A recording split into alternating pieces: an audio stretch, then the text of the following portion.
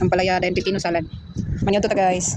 Dili jud kayo ko fan anang mga pagkaon nga mga pait guys. Example ka ng mga papaitan or ampalaya or unsa pang mga pait din ha. Pero depende lang gyud sa pagkaluto. Kung lamian pud siya nga pagkaluto, ganahan kay talag sarap kung magkaon og ampalaya guys. Depende pud sa mood na gusto gid ko anang ampalaya nga pagkaluto kanang daghan itlog tapos nay kamatis ana lamian ko ana. And ambot lang dili always gyud nga ganahan kay kung magkaon og ampalaya. May times nga ko ganahan, may times nga ganahan jud kay ko bisan pud siya. Basta lami lang gid pagkaluto ganahan gid ko ana. And that time si Mother Earth ang nagluto and lami kay ang pagkaluto. So lami kay akong pagkaon dia guys. As in hurot jud ako na siya ang akong gisukan. So nabusog jud ang first son. Kamo guys, unsa mga pait nga mga pagkaon ang ganahan ninyo? Ako bitong husband ganahan kay siya papaitan. Ambot ka ha unsay naa sa papaitan nga lami man gid kuno kaayo na siya bisan pait. Ganahan gid kayo akong husband ana guys. Gakaon pud ba mo og ampalaya? Kanilang jud ako maingon sa inyo guys, bisan pait ang ampalaya pero kaon jud mo ana guys kay daghan kay nag mga nutrients nga mahatag sa inyong lawas.